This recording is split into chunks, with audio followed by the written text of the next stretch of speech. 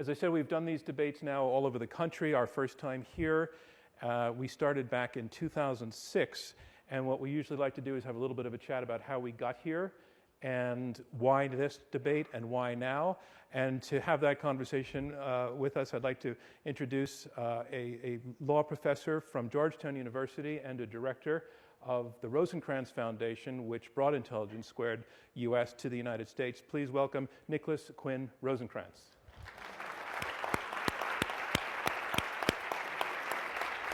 Hi, Nick. How are you?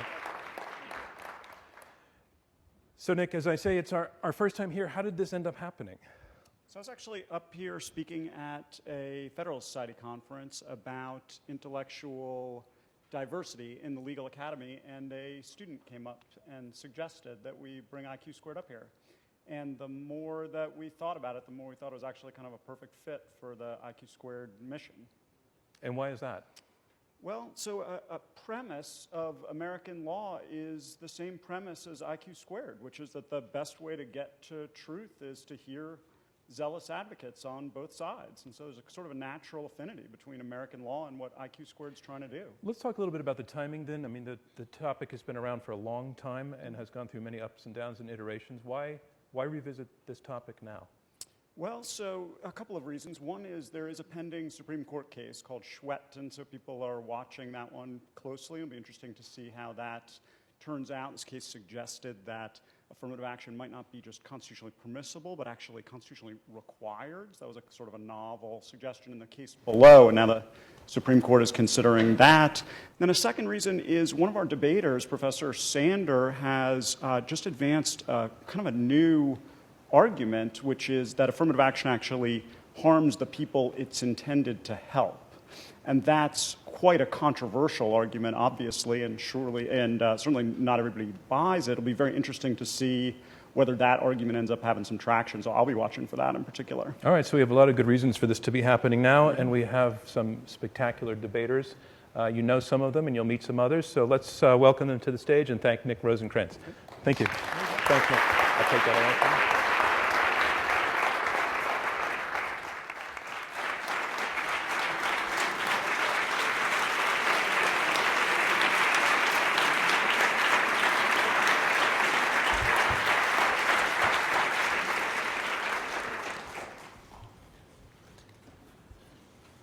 Thank you. And as we settle down and launch, I'd just like to ask for one more round of applause for Nick Rosencrantz and for the Intelligence Squared organization for bringing this up here. We stand now at the half-century mark in a social experiment that has involved virtually every American, whether or not she or he has wanted to be involved in it. Affirmative action. It was 1965 that President Johnson signed an order instituting affirmative action in government hiring. The idea was to make things right, to correct the legacy of minorities, and at that time in particular African Americans, being denied a seat at the table. A remedy that then and ever since has been controversial, but no more so than when it has been applied to the question of who gets accepted into America's elite universities or not. In university admissions, the debate and the argument has been that affirmative action has mostly achieved and is mostly achieving its goals, or that it is not. Well, that sounds like the basis for a debate. So let's have it. Yes or no to this statement? Affirmative action on campus does more harm than good. A debate from Intelligence Squared US. I'm John Donvan. We are at the Harvard Law School's Ames courtroom. We have four superbly qualified debaters, 2 against 2, who will argue for and against this motion. Affirmative action on campus does more harm than good. Our debate goes in 3 rounds, and then the audience here at the Harvard Law School votes to choose the winner, and only one side wins. Our motion again, affirmative action on campus does more harm than good. Let's meet the team arguing for the motion. Ladies and gentlemen, please let's welcome Gail Heriot. And Gail, you are a member of the U.S. Commission on Civil Rights. You're a professor of law at the University of San Diego Law School. In 1996, you co-chaired the campaign for Proposition 209. That was a California proposition that banned race and gender-based preferences in public education and in state hiring. It passed very famously, but voters may once again get the chance to vote on its key provisions. And my question to you, very briefly, if they are given the chance to vote again, seeing what they've seen now, do you think that voters will uphold it a second time around? I think they will. And do you think it's going to be a close call? I hope that it is not close. But direct democracy is a tricky business. You never know. All right, ladies and gentlemen, Gail Harriet, thank you. And Gail, your partner is? My partner is the very talented economist Rick Sander. Ladies and gentlemen, Rick Sander. Rick, welcome. You are also arguing for this motion, affirmative action on campus does more harm than good. You are a professor of law at UCLA, and in 2004, you published a controversial study that asserts that black law students are actually hurt by affirmative action. And to test out this theory, you filed a request for the records of the State Bar of California because you wanted their data on race and grades and test scores, but they wouldn't give it to you, so you had to sue for its release. The California Supreme Court said yes in 2013. So have you seen the data? Not quite yet. The court said that there is a public right for academics or anyone in the public to seek this data, but they also said that there have to be privacy safeguards met, and we're still trying to work those out. Timeline on this? I'd say between 1 month and 7 years. All right. Thank you. We've made a settlement proposal to the bar. Thank you, Rick Sander. That's the team arguing for the motion. And now the team arguing against the motion, affirmative action on campus does more harm than good. We have two debaters arguing it. First, let's please welcome Randall Kennedy.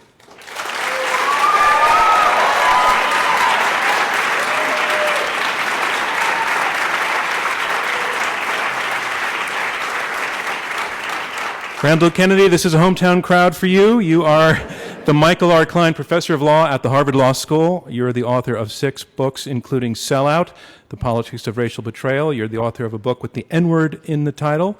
And most recently, you are the author of Discrimination, Race, Affirmative Action, and the Law.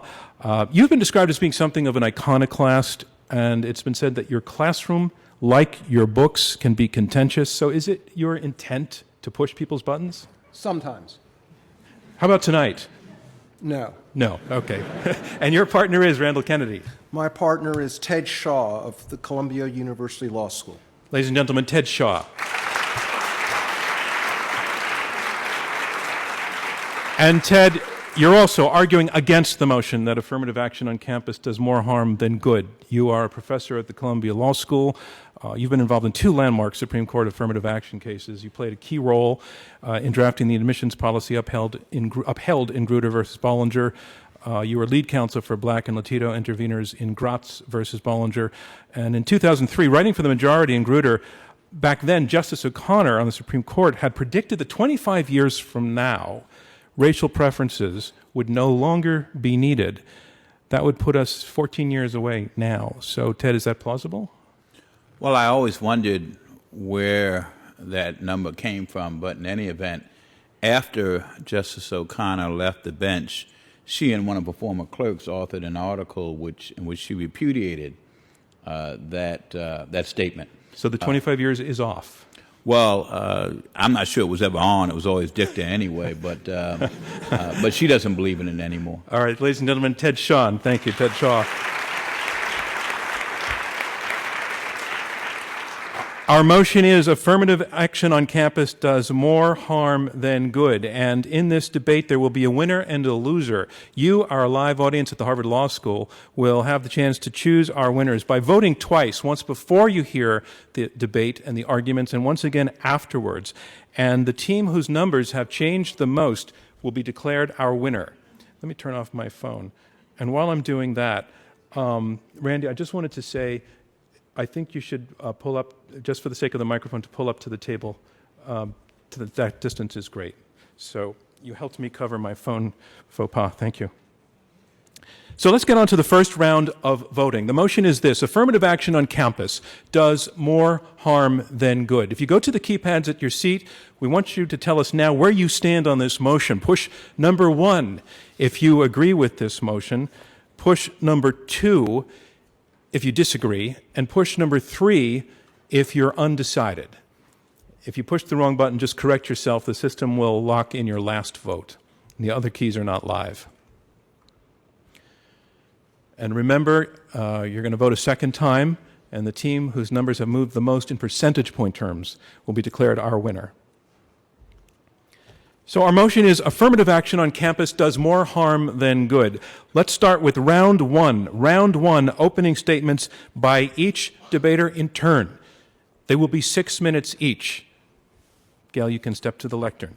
And up first to argue for this motion, affirmative action on campus does more harm than good, Gail Harriet, a professor of law at the University of San Diego and a member of the U.S. Commission on Civil Rights. Ladies and gentlemen, Gail Harriet.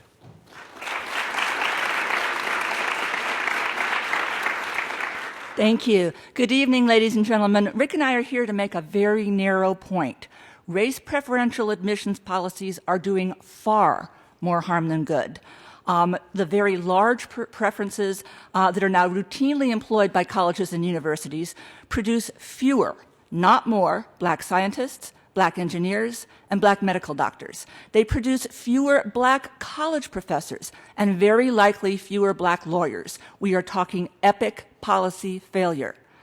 Before I get too far, let me say that we are not here to argue against outreach. Outreach is not the source of the problem, nor are we here to argue that colleges and universities should consider only academic indicators, like the SAT, in evaluating applicants. There are lots of ways to measure talent, though I would say that race is not one of them.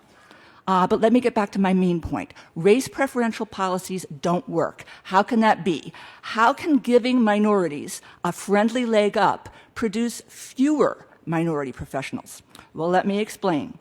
One consequence of widespread race preferential policies is that underrepresented minorities end up distributed among colleges and universities in patterns very different from their white and Asian counterparts. When the highest school on the academic ladder relaxes academic standards in order to admit more minority students, the schools one rung down must do the same if they are to get minority students. The problem is thus passed down to the third rung on the ladder, which responds similarly. As a result, underrepresented minority students are concentrated at the bottom of most selective schools. The problem is not that there are no academically gifted minority students, but there are not currently enough at the very top tiers to satisfy the demand. And efforts to remedy that problem end up causing credentials gaps up and down the pecking order. For example, we learned in connection with the University of Michigan Supreme Court litigation a decade ago that Michigan granted preferences to underrepresented minority students equivalent to an entire letter grade. That is, African American and Hispanic students with a straight B 3.0 average were treated the same as Asian and white students with a straight A 4.0 grade point average, all other things being equal. This is no tiebreaker in otherwise close cases. The preferences are very large, and since 2003, they've gotten larger. The problem is that entering credentials matter. Students whose academic credentials are well below the average for the college and university they are attending will usually earn grades that are similar.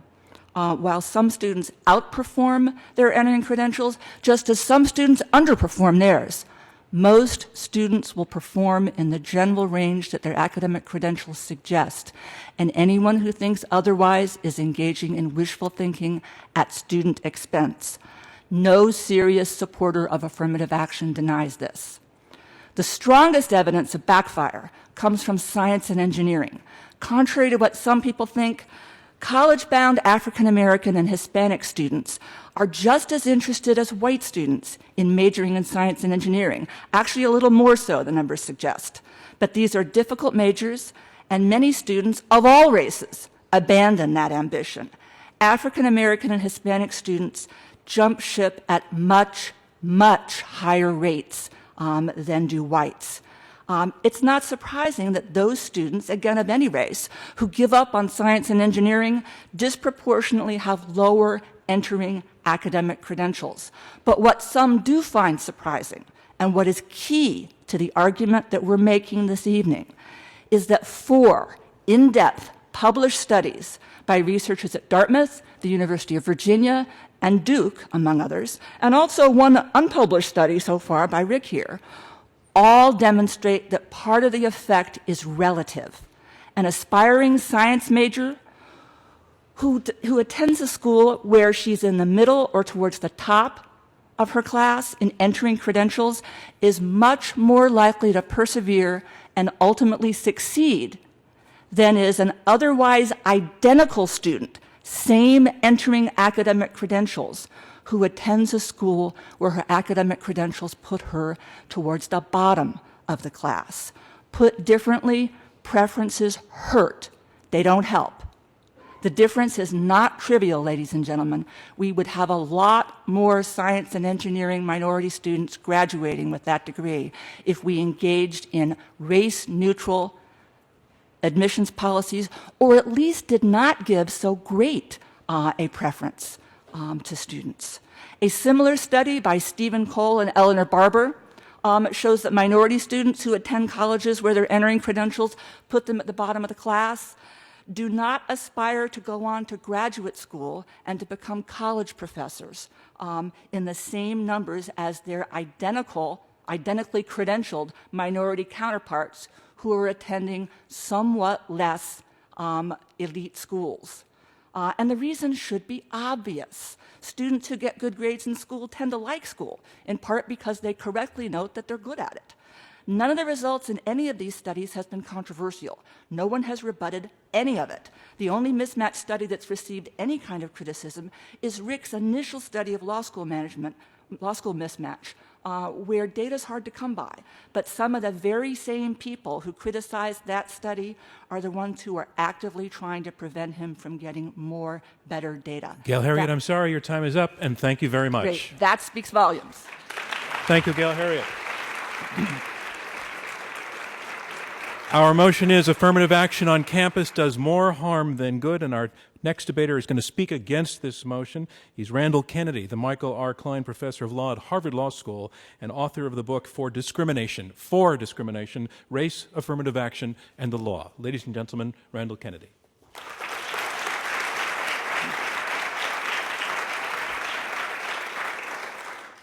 I disagree with the proposition and ask that you vote against it. I will argue that affirmative action advances key, valuable goals of most institutions of higher education in America. My partner, Theodore Shaw, will address some of the charges made against affirmative action, such as the claim that it hurts its intended beneficiaries. Let's be clear about what we defend. We defend conscious efforts to ensure the presence on our campuses of students affiliated with groups that, in the absence of special efforts, would be excluded or consigned to a negligible, isolating status. We do not feel obligated to defend all affirmative action programs across the United States. We do not support stupid affirmative action.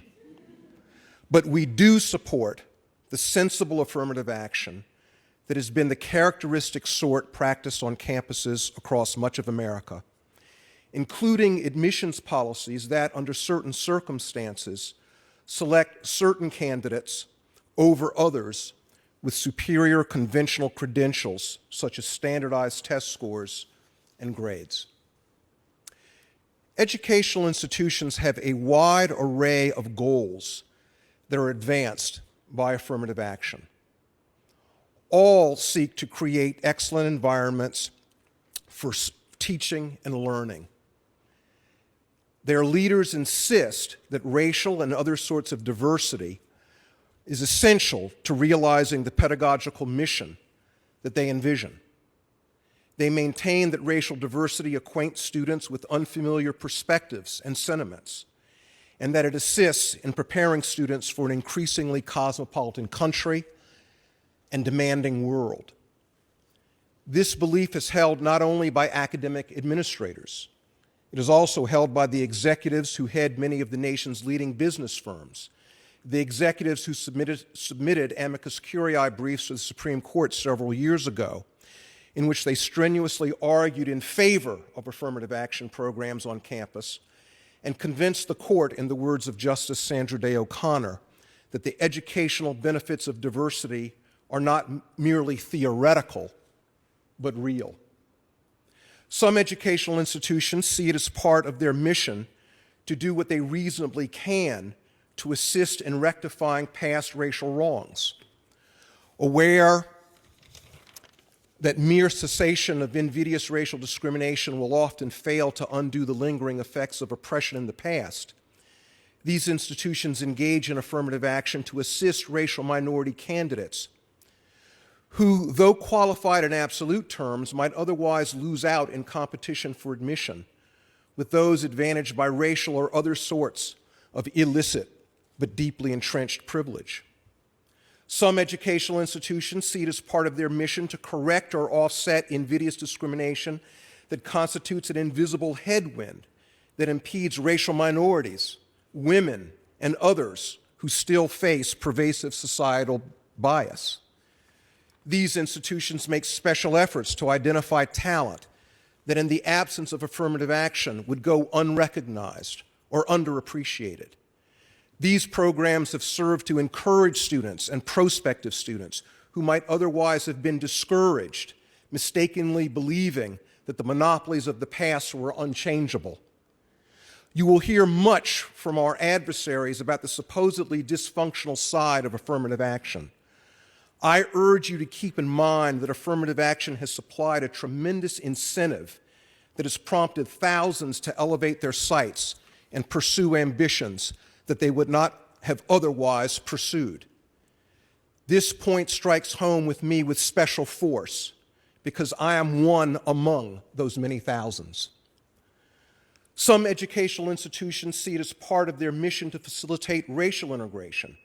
They seek to do this for the purpose of making it conspicuously evident that pathways to leadership and upward mobility are accessible to all. One group that has pressed this point with notable vigor are leaders of the armed forces.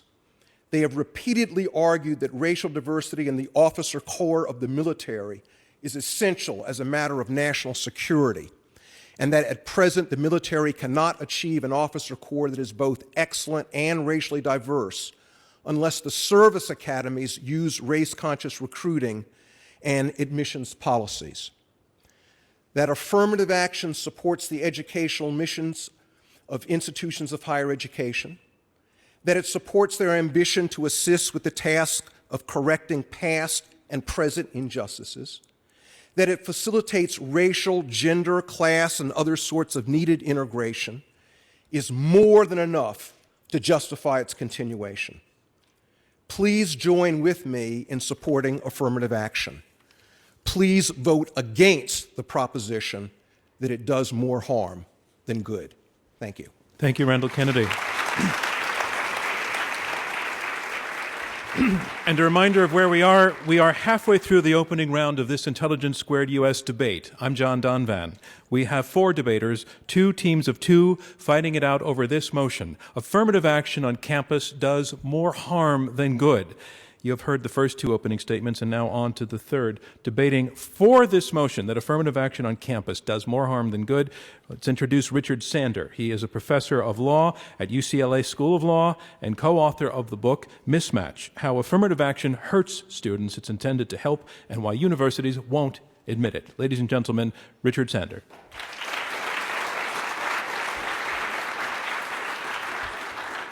Thanks very much, John. So you've been told that truth is going to emerge from vigorous, zealous advocacy on both sides. And at my peril, I'm going to depart from that a little bit to try to suggest a little bit of nuance.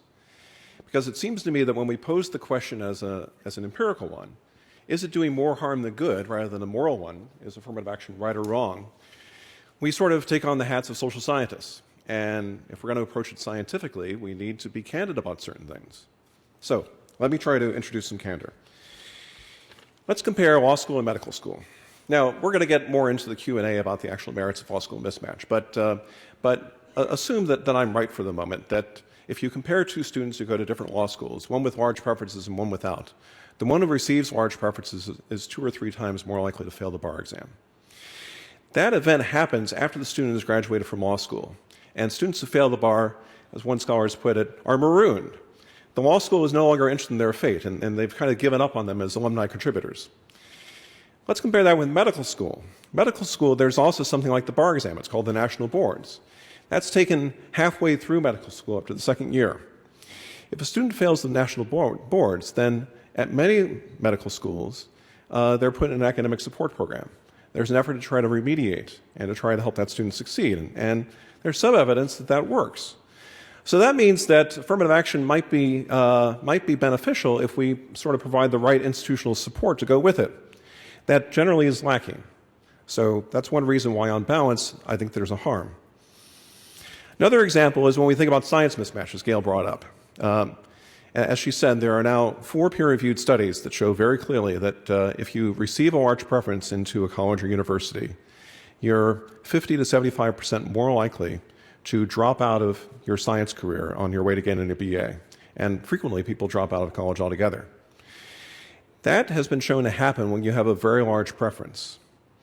What we don't know enough about, because we don't have enough data yet, is what happens with the small preference. Suppose the size of the preference is not the equivalent of 300 SAT points, but the equivalent of 50 SAT points. It's possible that smaller preferences don't cause that much of a mismatch effect, and that the other positive effects of affirmative action, like having a more challenging atmosphere and having peers who are really talented, might outweigh. So I think we need to admit that there are trade-offs, there are balances. We're not talking about something that's completely good or completely bad. It's a mixture. So why do I think that on balance you should vote for the proposition? First of all, there's no longer any reasonable doubt that very large preferences have negative consequences. That's now been shown in about 20 different peer-reviewed studies by over 20 different academics. And when Ted presents rebuttals to this in his next remark, listen carefully for when he cites peer-reviewed published studies, because those are the things that we're going to care about. We're going to care about studies that have gone through a process of actually being evaluated by other scholars and have been published in a reputable scholarly journal. That research overwhelmingly shows direct negative effects from large-scale preferences. And when I say large, I mean really large. The typical beneficiary of a preference, well, the typical African-American student at an American law school has credentials that put them below 99% of the white students. So the median black student has lower credentials than 99% of the Anglo and Asian students. That's a large preference. Second, there have been a host of carefully done studies that have shown other sorts of really troubling side effects of affirmative action. For example, when University of California implemented race-neutral policies after Prop 209, we saw this really interesting jump in the take-up rate by black and Hispanic students admitted to Berkeley and UCLA and some of the other elite campuses. Now, why would the enrollment rate of accepted students jump? We'd like to know more about that, but a plausible explanation is that these students found it really attractive to attend a school where neither they nor anyone else thinks that they were admitted with a racial preference. So think about the implications of that. Third, colleges and universities are locked into a pattern of institutional dishonesty. I don't think college leaders are intrinsically dishonest people, but the prevailing ideology of affirmative action makes it difficult and even hazardous for them to speak out about these issues, or to really look at the effect and critically examine the effect of the programs that they're operating. To show this, consider the fact that the U.S. Civil Rights Commission, on which Gail now sits, I think at least one of these reports came before Gail was on the commission.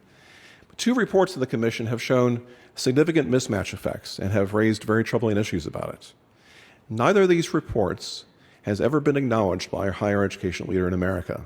There have been no task forces appointed. There's been no investigations undertaken. The reports have simply been ignored. There's a pattern of institutional unwillingness to deal with uncomfortable facts. That suggests that there's a need for reform. Finally, we have almost no transparency about what goes on in higher education. Schools do not provide information unless they're forced to about their actual admissions practices. They don't provide information about outcomes. When data comes out, it's either because of a lawsuit or because someone trusted as a reliable insider decides to write about the problem. That's what I did when I got access to data on how law school preferences actually worked. So we have this pattern of problems that suggests a crying need for reform. That's why I urge you to support the proposition. Thank you. Rick Sander. Our motion is affirmative action on campus does more harm than good, and here to speak against this motion, Ted Shaw. He's a professor of professional practice in law at Columbia Law School, and he's former director counsel and president of the NAACP Legal Defense and Educational Fund. Ladies and gentlemen, Ted Shaw.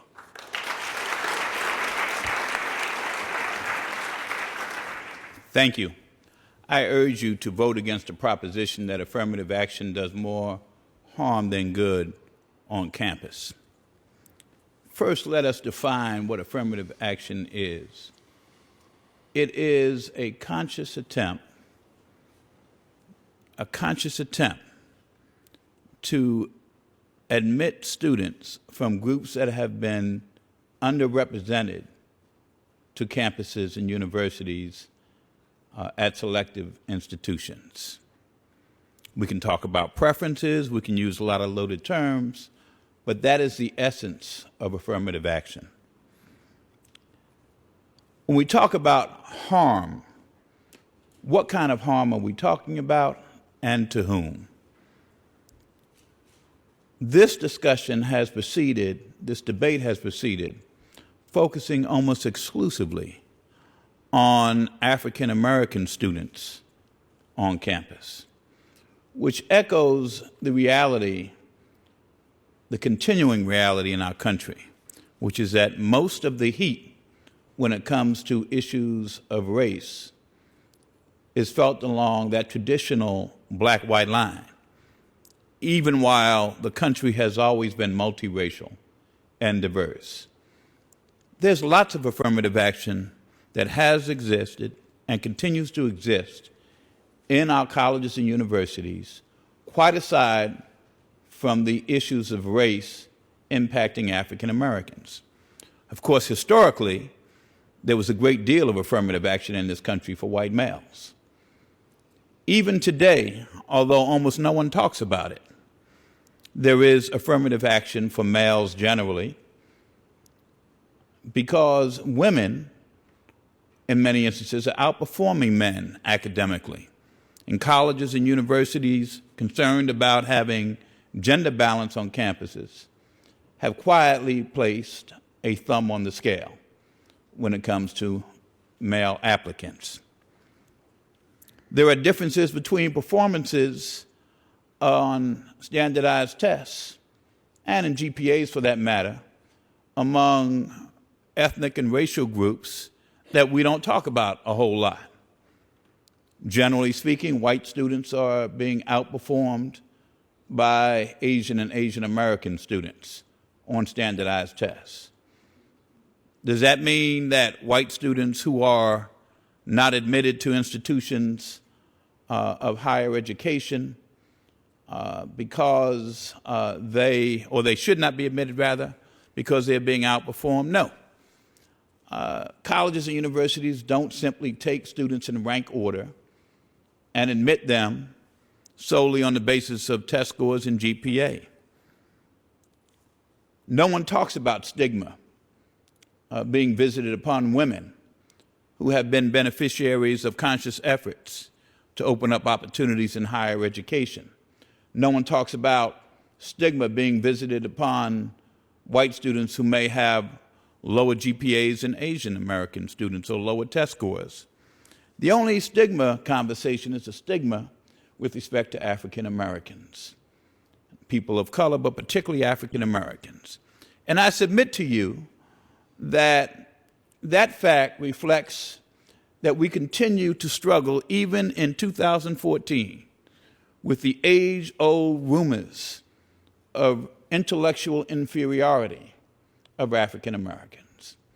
Some people won't say it, but I submit that those rumors persist. Now, there are tremendous differences between students who are educated in poverty-impacted inner-city urban high schools and students who attend privileged high schools. So it's important for us to understand that affirmative action, when it is done correctly, And as my colleague, Professor Kennedy, indicated, we don't support what he calls stupid affirmative action. There are instances in which it hasn't been done correctly, and I'd be glad to talk about those instances. But when it's done correctly, what we're talking about is choosing among qualified students. And the question isn't whether or not, or it is solely a question of whether or not students all have the same credentials. The question is whether or not institutions can choose among qualified students. It shouldn't be a surprise that African American students who attend schools that are academically challenged may not have the same criteria. Nor should it be a surprise that given our long history in this country, in which even today, right now as we stand here, 9 out of 10 days of African American presence in what's now the United States have been spent in either Jim Crow, segregation, or slavery. Shouldn't be a surprise that there are still differences that we're struggling to overcome. So, mismatch theory, stigmatization, I often think about the fact that, like Professor Kennedy, I am unapologetically a beneficiary of affirmative action. Would I have felt more comfortable in the public housing project? I grew up in the Bronx, knowing that I didn't get the benefit of affirmative action, but I had my integrity intact? I don't think so. Ted Shaw, thank you very much. And that concludes round one of this Intelligence Squared US debate, where our motion is affirmative action on campus does more harm than good. Now we move on to round two, and in round two, the debaters address one another directly, and they take questions from me and from you in our live audience.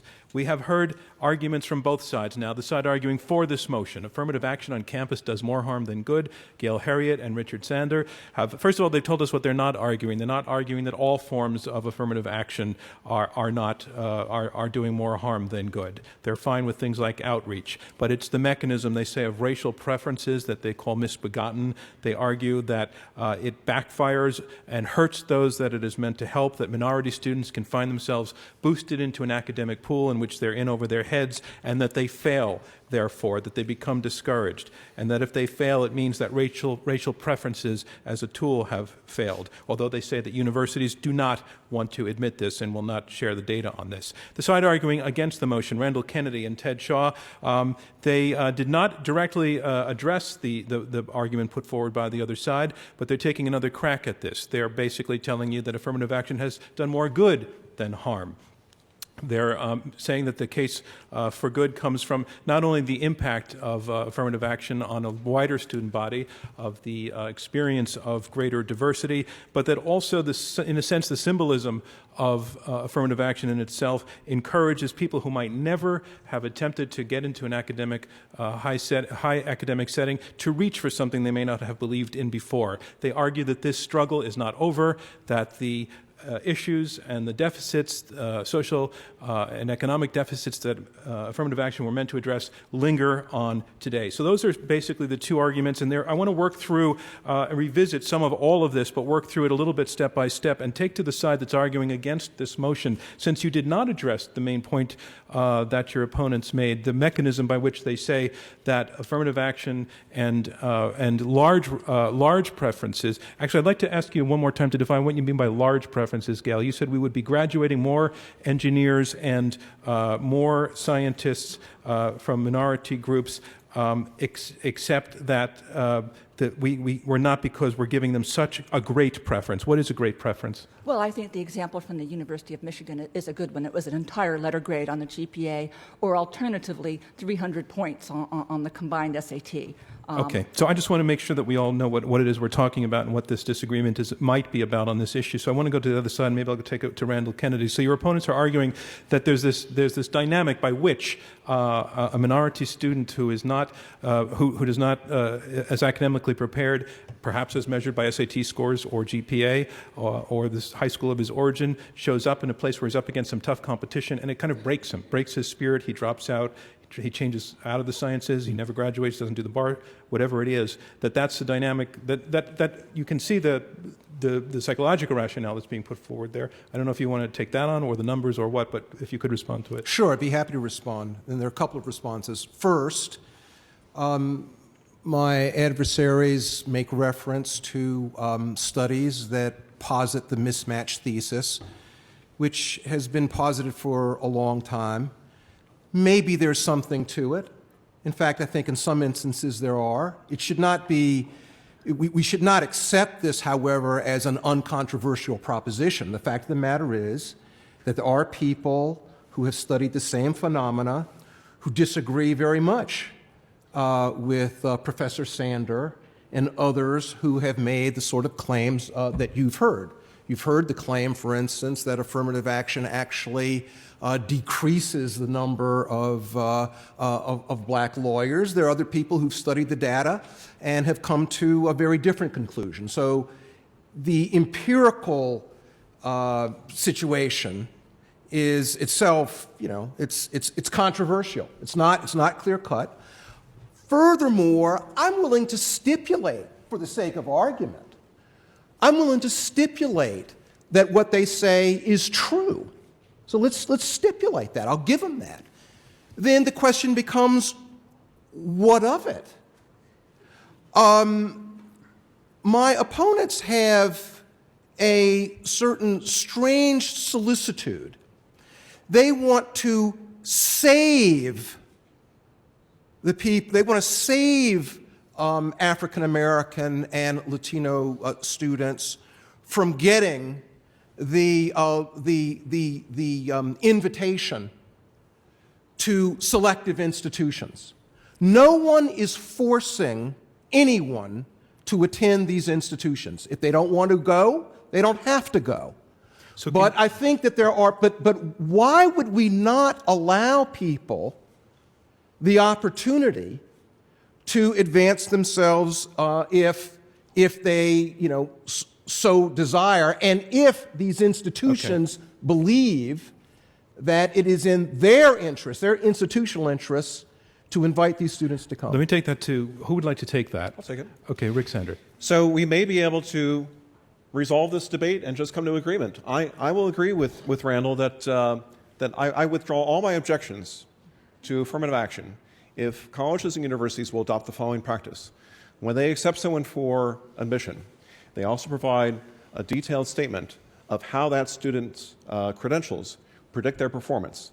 If they're an engineering applicant, tell them the chances. Tell them the past record of students with identical credentials who have actually achieved an engineering degree at that school. If they want to go to law school, tell them what are the chances that a student with their credentials has passed the bar on the first attempt and what their GPA has been on average. If that information is provided, then you're right. All that affirmative action is doing is increasing the range of opportunities. What's wrong with that? The problem is that schools don't do that. They do not provide transparency. They actually actively countermeasure it. They actively conceal. They won't disclose data on what they're doing.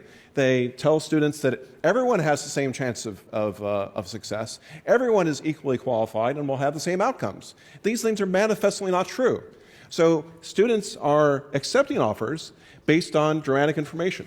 And you don't have to take my word for it. There was actually a study done at Duke where a professor looked at the information that the university had internally and went to students and said, okay, if you had this information, what would your enrollment decision be? And they made different decisions. Ted Shaw. Well, first, I invite you all to look at studies that have been done by Richard A. Burke of University of Pennsylvania, David E. Ho of Stanford University, Richard Brooks, late of Yale, but now at Columbia Law School, and other studies, many other studies. Look at Claude Steele's stereotype threat work. These propositions that our adversaries have articulated today are challenged. They are very much being contested. But even if we acknowledge, as we must, that there is a gap between performance on standardized tests, does that acknowledgement then lead us inevitably to the answer that affirmative action is doing more harm on campus than good. You know, the issue of presence of students of color who have been underrepresented and excluded from these institutions until there were conscious efforts to admit them is much bigger than test scores. We're talking about the integration of campuses. We're talking about equal opportunity on campuses. And if we want to look to evidence, look to the President of the United States, the Attorney General, the CEO of American Express, look to the 2 Supreme Court justices who are one African American, one Latina. Look to African Americans, look to Latinos who have graduated within the last couple of generations from selective institutions, including this one. And there's massive evidence of the success of what we call affirmative action. All right, let's take that point to Gail Harriet. First of all, no one has ever rebutted the studies that I cited, not anyone. The only report that's actually been taken on by some of the scholars is Rick's, as I said. And again, some of those same scholars are the ones who basically said the database isn't good enough, and then tried to prevent him from getting access to the California database. And as I said, that really speaks volumes. And sure, there are plenty of people who have benefited in some way. I don't know whether any of the people that you listed are among them because I don't know what the counterfactual is. I suspect that you and Randall would have been very successful even without preferences, assuming that you got preferences, and I don't know that. One interesting thing is that there's one bit of evidence from Wait, let me just stop you. In 1950, these guys would have done as well as they have done in 1980, 1990, 2000? Is that if there weren't racial preferences in their lives? They claim to be the beneficiaries of racial preferences. If that's so, it but may you're well saying be that they would have, be. I just want to clarify, you were saying in the absence of racial preferences that they would have done as well. Okay. Yeah, they may have. Okay. And my point I was making earlier, one kind of interesting shred of evidence here, and it's just a shred, but I find it rather interesting.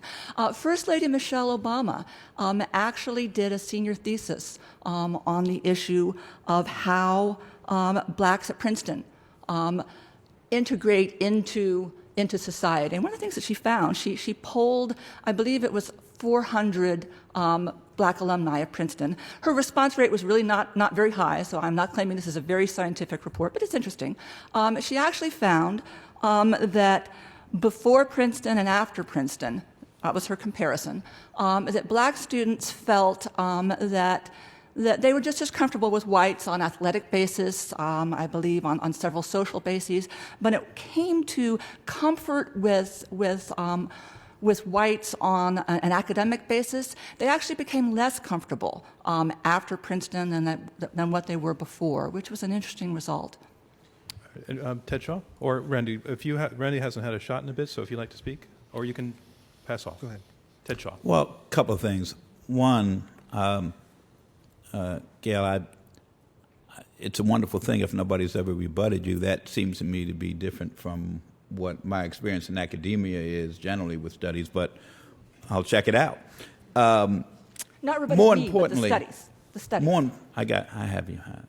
More importantly, though, to be clear, I didn't claim to be the beneficiary of preferences. That's a loaded term. Use that term, the debate is over. I claim to be a beneficiary of affirmative action, and I restate that. I am, unapologetically. The light of opportunity did not shine in neighborhoods like the one I came from, in areas like the area I came from, until people consciously took action to do it. It didn't happen serendipitously. And it doesn't mean that I or people like me are not qualified. So I appreciate you saying I would have made it anyway. I don't accept that. I mean, I like to think that maybe it was true, but the fact is that what that does is obscure the structural inequality that has existed in our country and that's built into our country. And we still have not rid ourselves, of that structural inequality. Rick Sander, do you want to respond, or would you like to move to another question? Well, I would just say, if you look at the debate on law school mismatch, which, as Gail says, has been the most contested one, it's interesting. I mean, I published my initial study. The data was limited. My analytical abilities were probably limited. There were about 20 critical studies published in response, but none of these were published in peer-reviewed journals. A debate was joined. New articles came out. If you look at where the dust has settled 8 years later, there are now 4 peer-reviewed studies that have been published that all find strong evidence of law school mismatch. They all find roughly the disparity in chances caused by large preferences that I mentioned before. There have been 0 studies, 0 peer-reviewed studies published on the other side. And the most recent critique was actually withdrawn when the author admitted that her results could not be replicated. So if you look closely at this, you see a pretty overwhelming pattern. Now, I would slightly modify Gail's statement. There are many good studies that say that preferences can have net positive effects. But when those studies are examined, they're generally focusing on secondary outcomes, like graduation rates. The things that we're talking about with mismatch are things like learning, competition, grades, attrition from a science track, and so on, things that are directly related to mismatch. Graduation rates, for example, are more manipulable by university policies. A law school or a college can decide that they want to get their graduation rate up to 97%. So if you look at some secondary outcomes, I think the debate is more mixed. But it really is overwhelming how, on the literature of primary mismatch effects, it's essentially undisputed. Randy Kennedy. First, the proposition was affirmative action on campus does more harm than good. 99% of the discussion has been about racial affirmative action. Of course, affirmative action is broader than that. Women have certainly, including white women, have been beneficiaries of affirmative action. It's interesting that doesn't seem to factor very much into the discussion.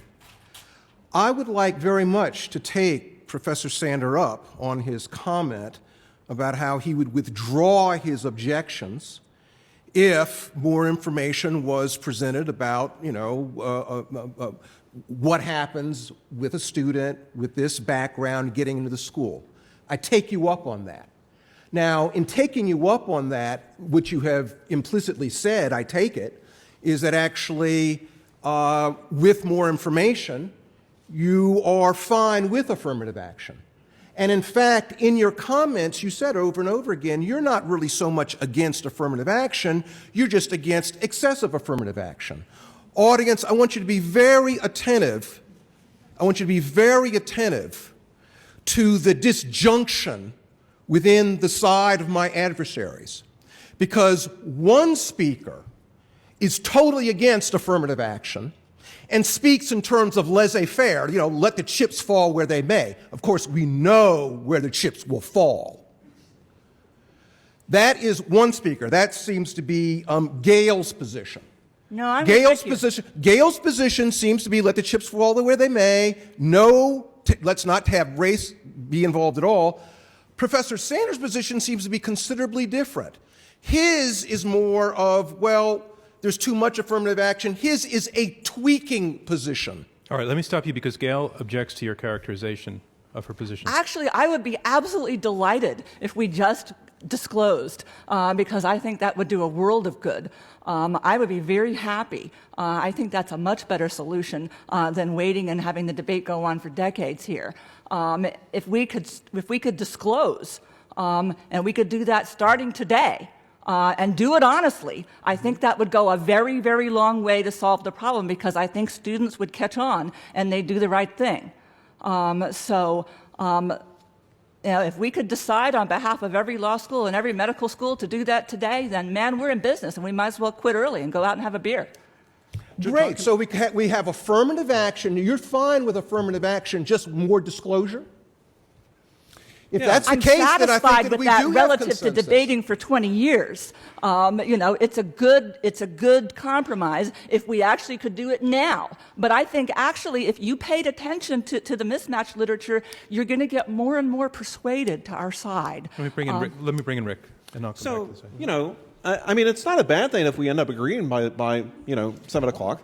If It's terrible for a debate, though. it's we're arguing that affirmative action does more harm than good, not that it has to do more harm than good. We're saying that if you fix it, it could work pretty well. And you start out basically acknowledging that you're against stupid affirmative action. So in a way, the scope of the agreement, the debate here is what's stupid affirmative action. And that goes to this issue about kind of, what do we mean by preferences, or what do we mean by affirmative action? I mean, I hear what you're saying, Ted, that racial preferences is a loaded term, right? And I try not to use it. I didn't use it much in my remarks. The preferences received by legacies are much smaller on average than preferences based on class. I mean, based on race, excuse me. Preferences received by women are virtually non-existent. I mean, that's always been a big theme of affirmative action, that women are under the tent as well, but historically that has been very small. I mean, there have been important things in terms of trying to expand the path of access for women, but in terms of actual admissions preferences, it's been essentially a trivial phenomenon. And class has not been a significant subject of preferences. The typical college gives something like 20 or 30 times the amount of weight to race as they do to class, if they consider class at all. So one of the reasons that race keeps popping up in the mismatch literature is because that's where the really large preferences are, and that's where the problem seems to be. But one of your opponents stipulated that maybe you're right. Maybe you're right in terms of the dynamic you're describing in the mismatch, but that even given that, the good outweighs the harm. Their point being that the message that affirmative action sends is so enormous and powerful that not only do universities want to embrace it, regardless of even the fact that you're right, but even if that harm that you're describing is real. And I want to ask you, what's wrong with that formulation? Why is the harm that you're describing, that your side has stipulated to, way heavier than that other good? Because the pervasive tendency of selective institutions is to grossly go overboard. The focus of what schools do, the way that they set their goals, is not based on how large a preference should we use to maximize the width of the pipeline, to sort of maximize the aggregate beneficial social good. It's how do I have enough cosmetic diversity in my entering freshman class so that I'm not going to get hassled. That's the way that university presidents are usually thinking about this. And that is totally the wrong question. They ought to be thinking about what the effects are. And so because we're in this mindset where we're asking the wrong questions, we're setting it up to do things that it's not well engineered to do, we end up giving preferences that are whatever are needed to achieve those cosmetic goals, and it ends up causing more harm than good. In the overall scale of things, that if you look at the effect of preferences at professional schools or at the top 200 selective schools. The reason I ask is that to some degree both sides have been slicing the salami here, but I want to put the salami together. And you're saying that your argument, the harm that you're describing overall, as it's operating, is more harmful than the large good that the other side has proposed. And you're saying yes. So I just want to bring. If you look at three big things that keep coming up when we talk about I got to let the other side speak because you've had the floor for a bit. Ted Troll. So, well, one thing, Rick, I mean, I thought I heard you say that you got me and you didn't use the term preference very much, but then you went on to use it repeatedly. Racial preference, right? Right, okay, so, but be that as it may. We're talking about selective institutions in which African American students, again, where most of this heat is being felt, I think we acknowledge that, right? We're talking about percentages of maybe 3, 4, 5, low single digits in many of the institutions, selective law schools, et cetera. It's a lot of fuss given how few African Americans exist at these institutions. Now, having said that, the proposition is one that says that affirmative action does more harm than good. And I find it strange that your study focuses on, there's a point to be made, I suppose, but I'm not sure where it takes us. Your study focuses on whether students change majors out of the sciences into something else. So what? Lots of students change majors. You may say that black students may change them at a higher rate of minority students, but that's not the end of the world. The reality in this country, unfortunately, I became aware of this some time ago, is that even if we look at graduation rates, generally speaking, of all students, they're not where most of us would like to see them be. You know, there are a lot of white students who change majors, who drop out, who don't finish. There are a lot of reasons that people may not finish in 4 or 5 years of college or take longer. Some of them are economic, et cetera. There are a lot of variables, as you know, that are in play here. And some of them disproportionately may affect students of color who are disproportionately poor, for example, and come from different backgrounds. So it's much more complicated. But the proposition that affirmative action does more harm than good is an extraordinary proposition, given the work that still remains in front of us with respect to desegregating and integrating our institutions in American society, notwithstanding the age of Obama. Okay, I want to let Gail respond to that because she hasn't had a chance to speak, and immediately after that, I want to start going to questions from the audience. And to remind you, just raise your hand, a microphone will be brought to you, stand up, state your name, ask a question. Gail, go ahead. I guess I have a number of comments here. First of all, on the disclosure issue that we were talking about a little bit earlier, the U.S. Commission on Civil Rights proposed that law schools disclose these issues. It must have been something like 7 years ago. What happened? We got absolute deafening silence from the law schools. Nobody was willing even to mention it. This was a non-starter. I doubt very much that we can get law school deans to disclose this, but again, as a compromise matter, I would think that's pretty good if we could do that right now. Otherwise, I'd just like to convince you that the mismatch literature is in fact correct. I very much doubt that most people consider it more important to have more Ivy League grads who are black than it is to have more black doctors, more black scientists, more black engineers. I feel like I'm standing here with a key, and here's the key. Here's how we can get many more black doctors, many more black engineers, many more black scientists, more black lawyers, more black college professors. And I just need someone to take that key and unlock the door. But it's hard. It's hard. Okay, here we are. We have two. I just want to do this for the radio broadcast.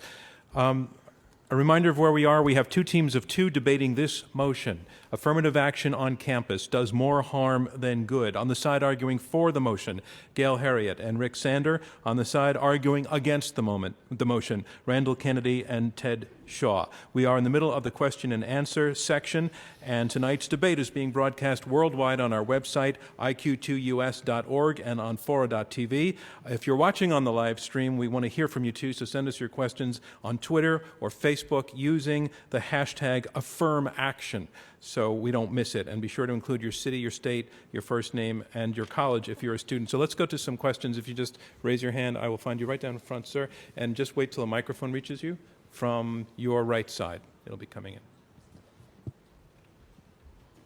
If you can just tell us who you are as well. Charles Freed, and I'd like to ask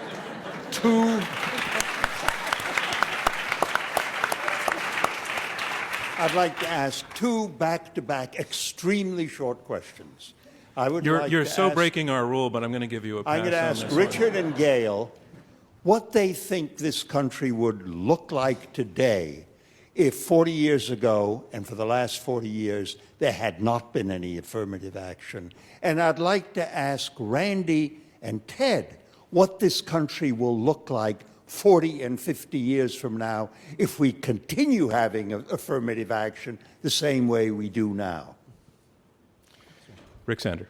Would you like to take it, Gail? You started speaking. Well, I guess I'd like to say something, and that is one thing I think. I'll let you both answer that tersely, Yeah. and the two of you as well. There'd be more black doctors, there'd be more black engineers, there'd be more black scientists, and more black college professors if we did not use these very large preferences. Again, we're not against outreach. We're very much for outreach. But the kind of preferences that are being practiced have been very much counterproductive. So I think that in the early years, in the 1960s and 70s, it was important to do whatever we could. We had to convince minorities that the doors that had been closed were now opening. So I would set aside that period. But if you want to see what would be the effect now or in recent decades, look at the effect of Prop 209 in California. You know, Californians adopted a ban on the use of race in college admissions. The result of the University of California was a substantial dip in minority enrollments at the most elite schools, a temporary dip in black enrollment at UC as a whole.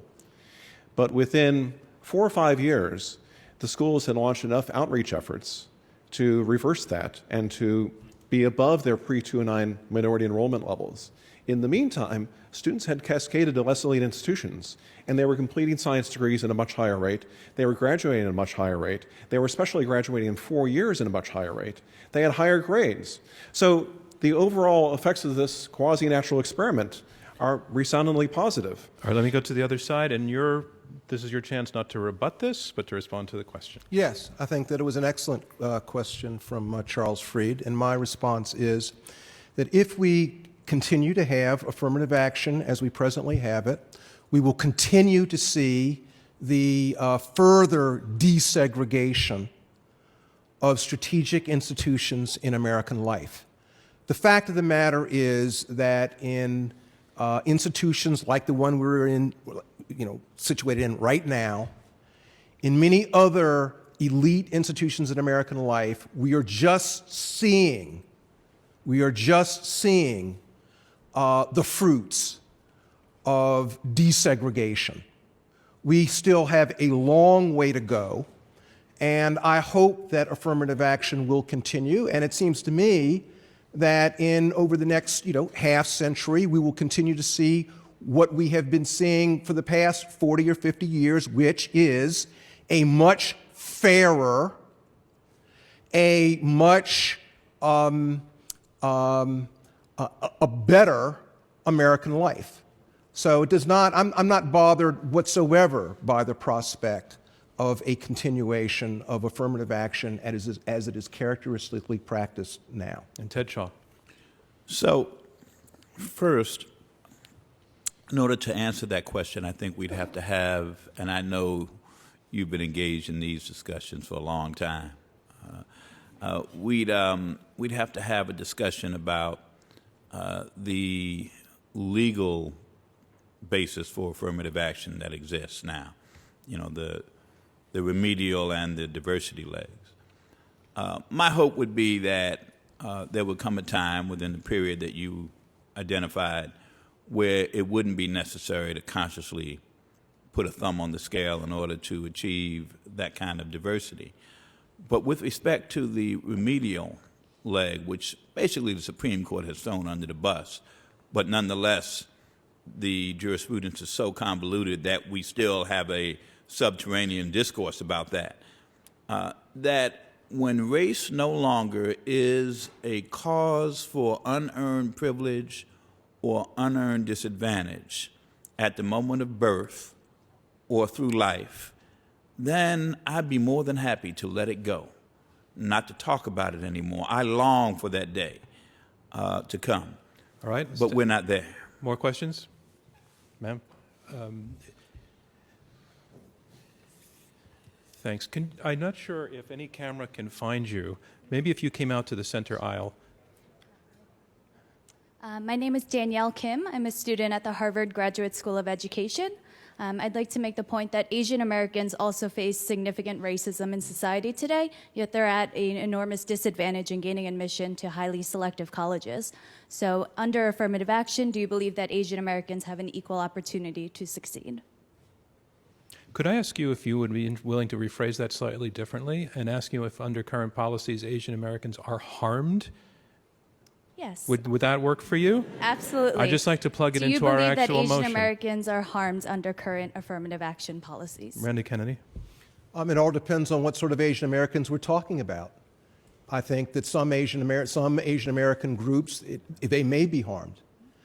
So, for instance, Japanese Americans, Chinese Americans, I think actually face a somewhat different footing in the competition for admission to selective universities than people from other parts of Asia, the Hmong, Filipinos, others. I think it's a complicated scenario. Do you care?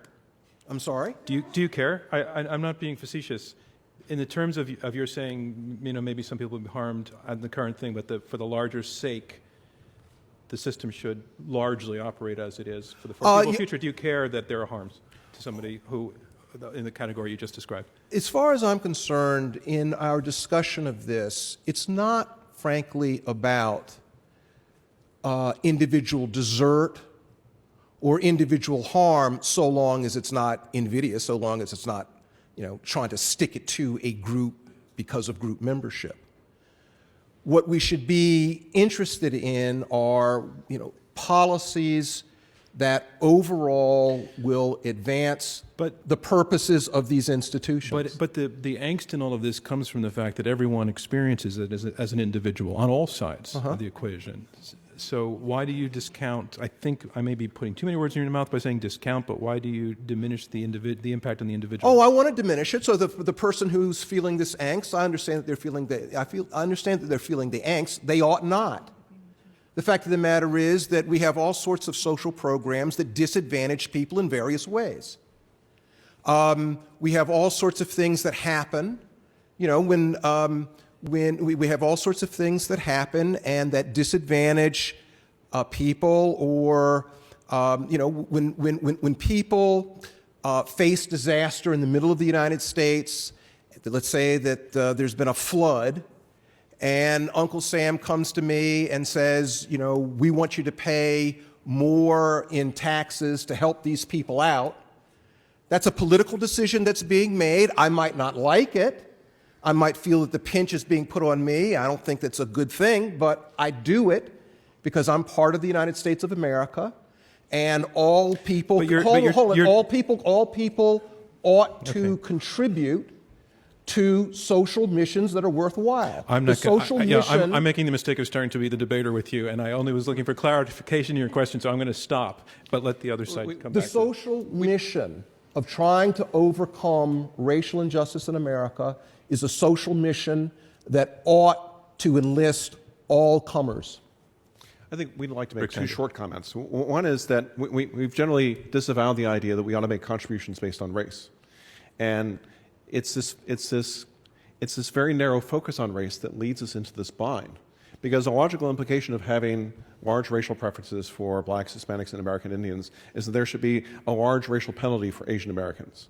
And I don't think it exists everywhere, but it exists in enough schools to be really repugnant. And if we focused affirmative action more on pipeline questions, more on who is having difficulty getting access, then there would be dramatically more focus in this whole discussion on class, which is generally ignored by universities, and not on race. And if we were focusing more on individual characteristics, we wouldn't have this bind of treating Asian Americans the way we used to treat Jewish Americans. Kel? I guess I don't have a whole lot to add Okay, there. Because a little bit. No, I thought you were waiting for something to say, and we have very little time, so I'd like, very quickly, because I would like to get in one more question.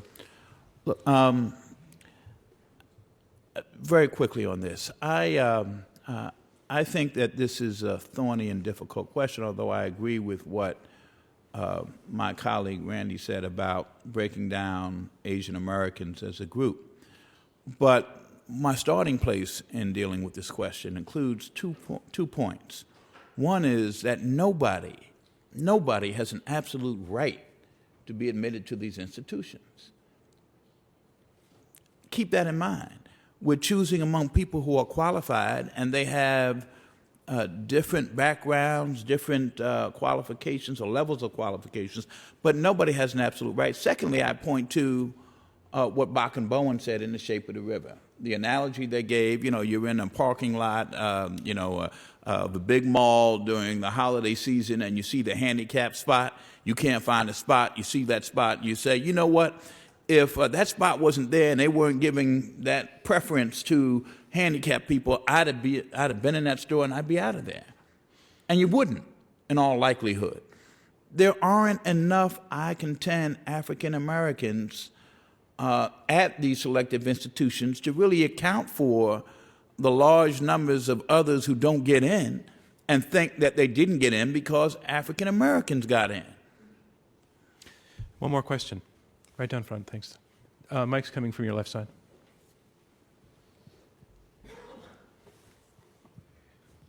My question is for Gail.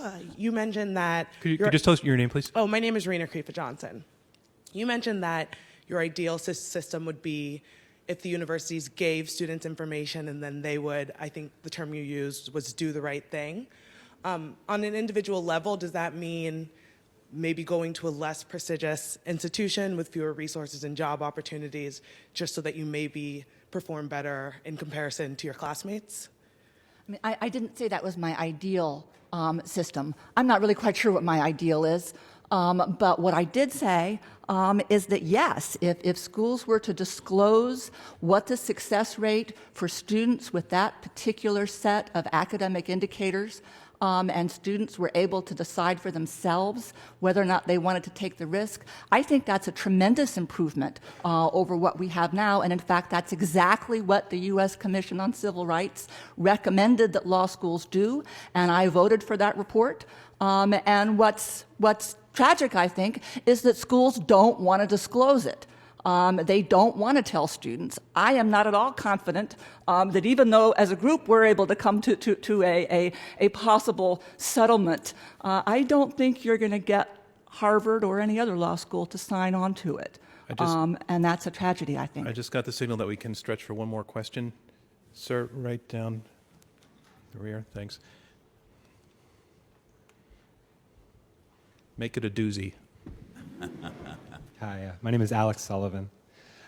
So it seems to me that this side has made the case that affirmative action in its current state is ineffective or does more harm than good.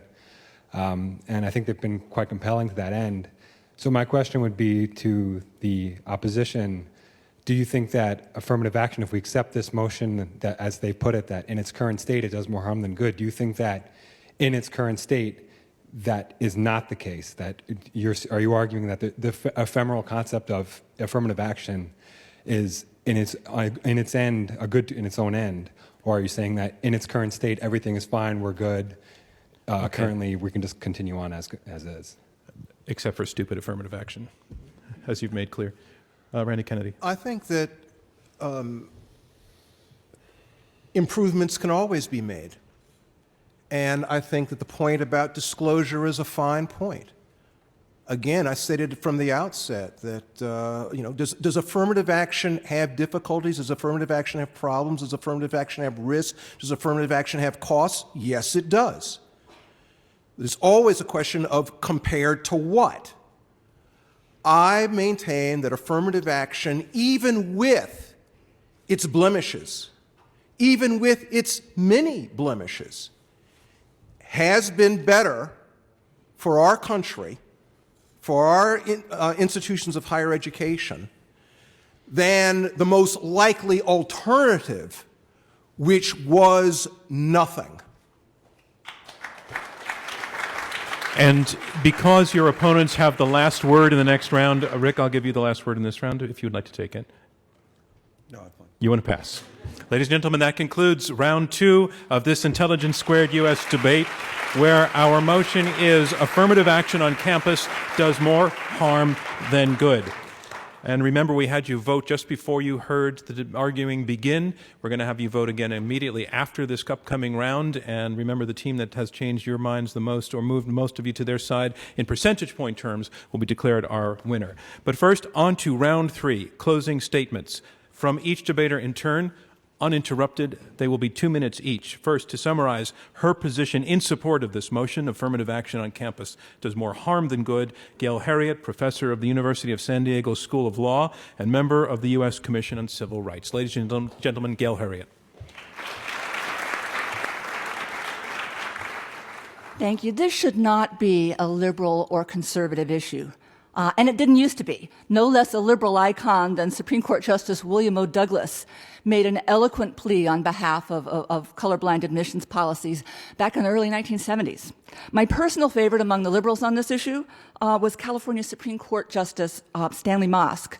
As a Superior Court judge and later as California Attorney General, Mosk stuck his neck out for civil rights on many occasions back in the 1940s when it wasn't so popular, back when it could be a career killer.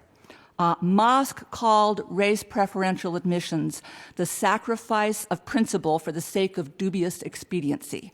Little did he realize just how dubious that expediency would turn out to be, though maybe he should have. The research that we have been talking about today was not a bolt from the blue. University of Chicago sociologist James Davis had concluded in the mid-1960s that college students who receive preferential treatment would have gone on to better careers had they attended somewhat less elite institutions. He wasn't writing about affirmative action. Back in those days, it was mostly legacies and athletes that were getting the preferential treatment. But if it doesn't work for legacies and athletes, why would it work for anybody? I am happy to stipulate that everyone involved in this experiment meant well, and I know it takes a lot of courage to acknowledge that a strategy that you've put your heart into just isn't working. But this is not an ideological point. Racial preferences don't work. We have lost precious time. Let's not make it worse by ignoring the evidence. I urge you to vote in favor of the motion. Thank you, Gail Harriet. And the round of applause for that. Our motion is affirmative action on campus does more harm than good. And here to summarize his position against this motion, Randall Kennedy. He is professor at Harvard Law School and author of the book For Discrimination. Ladies and gentlemen, Randall Kennedy.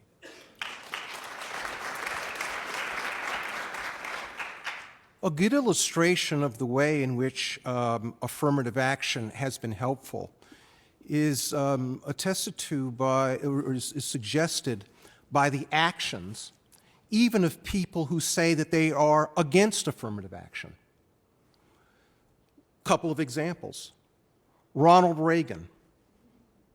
Ronald Reagan said he was against affirmative action. But candidate Ronald Reagan was asked, if you become president of the United States, what will you do when it comes to appointing someone to the Supreme Court of the United States? Ronald Reagan said, if you make me president of the United States, I will appoint a woman to the Supreme Court. And he did. Was that affirmative action? Yes, that was affirmative action. And in fact, when he appointed Sandra Day O'Connor, there were people who said, well, what about this? You said that, gender and race and that sort of thing shouldn't matter. He said, to his credit, we simply cannot have a Supreme Court of the United States that has a male monopoly. It's just illegitimate. There's something not right about it. There is a reason why every presidential candidate since the cabinet of John F. Kennedy, has had people of color in it. No matter what their ideological persuasion, presidents made sure racial minorities in the cabinet because they understood it would be illegitimate in the eyes of the citizenry to have a racially or gender homogeneous cabinet. The same thing goes for the strategic institutions in American life, including our campuses. It will simply not do in this day and age to have campuses that have discrete groups who've been disadvantaged excluded from them. Randall Kennedy, I'm sorry your time is up. Thank you very much. Our motion is affirmative action on campus does more harm than good. And here to summarize his position supporting this motion, Richard Sander. He is professor at UCLA School of Law and co-author of the book Mismatch. Richard Sander. Well, I hope, Gail, and I have persuaded you that we're approaching this not as an ideological matter, but as one of pragmatism. I care deeply about these issues. I've worked on civil rights issues most of my adult life. I have an African-American college-age son and a first-grade daughter who goes to Central Los Angeles schools in a school that's half free lunch. I care deeply about these issues. And part of what informs my perspective is that when I look at higher education leaders, when I look at the folks that I know and have worked with, I see them as people who also have goodwill and are committed to racial justice and are not feeling beholden to affirmative action as something that they have to do for greater racial equality. They feel lots of other pressures, but I'm very confident that if we reform affirmative action, they will try to find new ways to expand opportunity. That's exactly what's happened in California under Prop 209. There's been much closer collaboration between colleges and the K through 12 pipeline since Prop 209 passed. There's been much greater focus on class-based affirmative action. Those things happen when you restructure the incentives. And what I'm arguing for, I think what Gail is arguing for, is that we need to restructure the incentives that are behind the current preference system. I want to mention one other problem that's deeply embedded in our current structure, and that's the problem of social mismatch. When you use very large racial preferences to create racial diversity, you open up a credential Scaz'M that's an invitation to feelings of alienation and isolation among the group that's benefited, and it's an invitation to negative stereotyping among the group that's in the majority. It's been shown that if you reduce social mismatch, if you bridge that gap some, you actually increase social interaction. We can do a better job of figuring out where students end up in college and producing not only better outcomes for them, but for their campuses. Thank you, Rick Sander.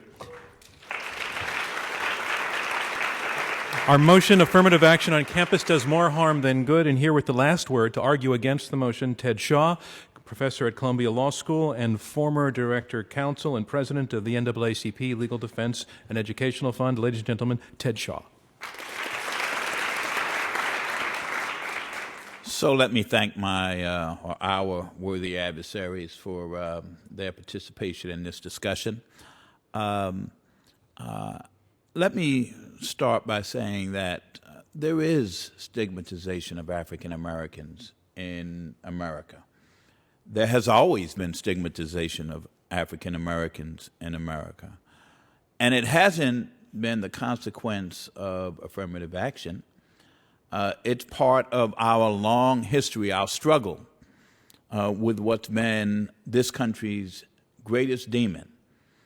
And the great irony, in my view, is that some people conclude from that horrible history that as a consequence, we should not think, talk, or do anything consciously about race.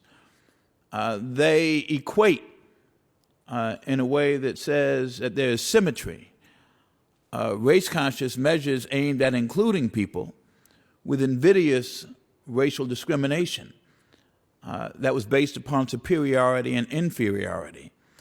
Much of this discussion, whether intentionally or not, echoes, as I said earlier, the rumors of inferiority which continue to exist in this country. It is, in my view, an inexplicable statement to say that in 21st century America, African Americans ought to go to lesser institutions, and there'll be more, therefore, of them coming out as doctors, physicians, lawyers, scientists, etc. I don't get that argument, and I think it is just factually wrong. It isn't about whether we see race. The question is, having seen it, how do we treat one another? Whether we include one another or whether we exclude one another. Thank you, Ted Shaw. And that concludes round 3 of this Intelligence Squared U.S. debate. And now it's time to see how persuasive these debaters have been. We're going to ask you again to go to the keypads at your seat and vote for the second time. Again, if you agree with this motion after having heard the arguments, affirmative action on campus does more harm than good, push number 1 on your keypad. If you disagree with the motion, push number 2. If you became or remain undecided, push number 3. And we're going to lock it out in about 15 seconds, and then we will have the results in about a minute and a half. So while we're doing that and waiting for the results to come, the first thing I want to say is not only has it been a pleasure for us to be here, but it's been a pleasure for Intelligence Squared US to to be in association with 4 debaters who brought to this stage not only the passion but also the decency and the civility to respect one another's views, and something that can be very deeply personal. It stayed always civil and intelligent and informative. So I just want to invite a round of applause to all of them for the way that they did this.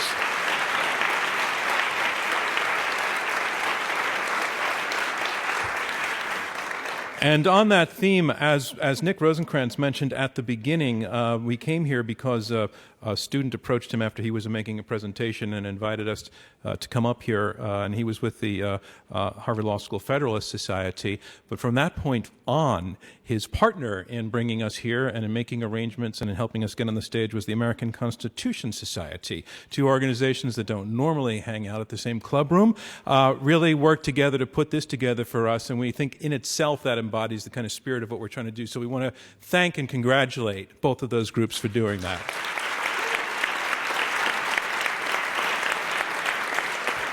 We'd love to have you tweet about this debate. Use the Twitter handle at IQ2US. Our hashtag is AffirmAction.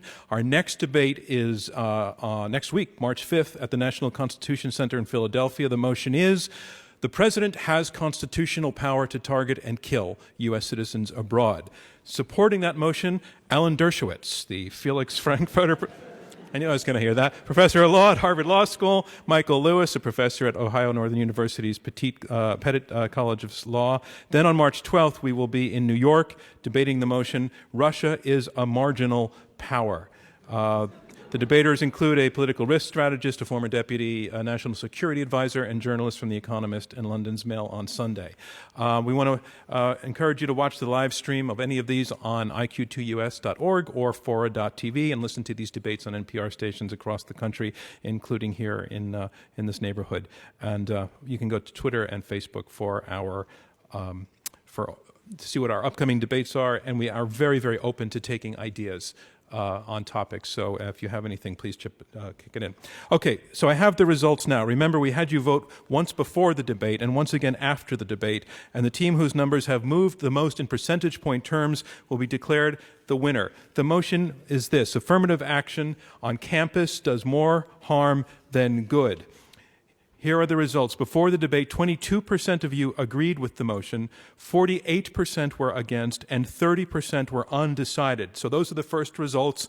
The teams now need to move those numbers. Let's look at the second vote. On this motion, affirmative action on campus does more harm than good.